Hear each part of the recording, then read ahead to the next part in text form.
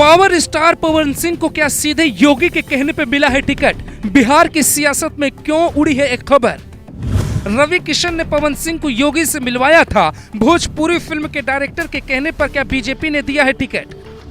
जो मनोज तिवारी रवि किशन निरहुआ नहीं कर पाए, वो काम पावर स्टार पवन सिंह क्या कर पहली बार में ही मंत्री बन जाएंगे? बिहार के आरा में जन्मे पवन सिंह को बंगाल के आसनसोल से बीजेपी ने क्या सोच के प्रत्याशी बनाया, ये हर कोई जानना चाहता है। लेकिन ये जानना इससे भी ज्यादा जरूरी है कि पवन सिंह को क्या सीधे योगी के कहने पे टिकट मिला। ये तस्वीर साल 2022 की है, जब पवन सिंह हर हर गंगे फिल्म के प्रमोशन के लिए योगी के पास पहुंचे थे।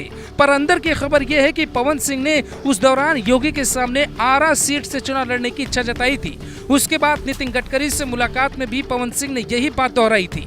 लेकिन कहते हैं किसी कंपनी में नौकरी तब लगती है जब आपका वहाँ कोई हो, तो ऐसा ही पवन सिंह के साथ भी हुआ। बीजेपी विधायक विनय बिहारी भोजपुरी फिल्मों के बड़े डायरेक्टर भी हैं। उन्होंने पवन सिंह की पैरवी बीजेपी के बड़े नेताओं से की और विनय बिहारी ने मीडिया में आकर ये तक कह दिया कि पवन सिंह अपनी मां की बात नहीं टालते। उनकी मां ने कहा है कि 2024 के चुनाव में जरूर लड़ना, अगर टिकट न मिले तो निर्दलीय लड़ना। पवन सिंह कभी अपनी मां की बात नहीं टालते, इसीलिए वो ये चुनाव जरूर लड़ेंगे।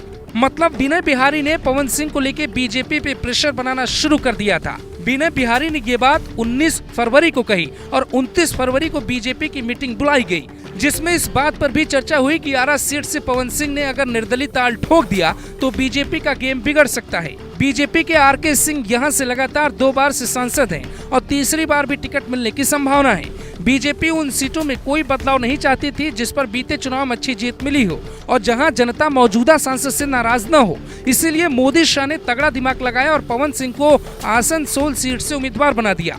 पवन सिंह का जन्म भले ही बिहार के आरा में हुआ हो, पर इनके पिता कमाने के लिए हावड़ा में रहते थे, ये एक बड़ी वजह है। लॉलीपॉप लागे लू गाने से फेमस हुए पवन सिंह की पकड़ बिहार के साथ बंगाल में भी अच्छी है, इसीलिए आसनसोल से जीत की उम्मीद जताई जा रही है। साल 2019 के चुनाव में बीजेपी ने आसनसोल से बाबुल सुप्रियो को उतारा था। बाद में उन्होंने बीजेपी छोड़ी, फिर उपचुनाव हुए। साल 2022 में हुए उपचुनाव में ये सीट टीएमसी के पास चली गई। सुपरस्टार शत्रुघ्न सिन्हा ने बीजेपी प्रत्याशी अग्निमित्रा पॉल को 3 लाख वोटों से हरा दिया था।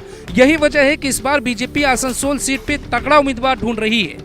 अब टीएमसी शत्रुघ्न सिन्हा को उतारती है तो बिहारी बाबू का मुकाबला बिहार के युवा सुपरस्टार से होगा और खुद को सर्वश्रेष्ठ बताने वाले खेसारी लाल यादव को भी इसका जवाब मिल जाएगा कि असली सुपरस्टार कौन है। अब ये तय आसनसोल की जनता को करना है कि पवन सिंह वहां से कितने वोटों से जीत हासिल करते हैं। क्या आसनसोल की जनता शत्रुघ्न सिन्हा को खामोश कर पाएगी, ये भी देखने वाली बात होगी।